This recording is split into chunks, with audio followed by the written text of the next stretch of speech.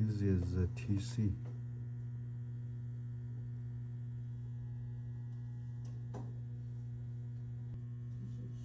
Put a 4-inch susceptor with 4-inch wafer and a 2-inch substrate.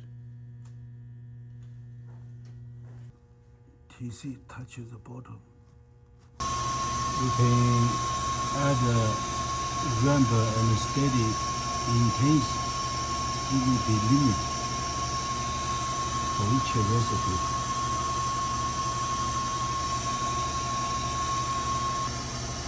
Recipe pad.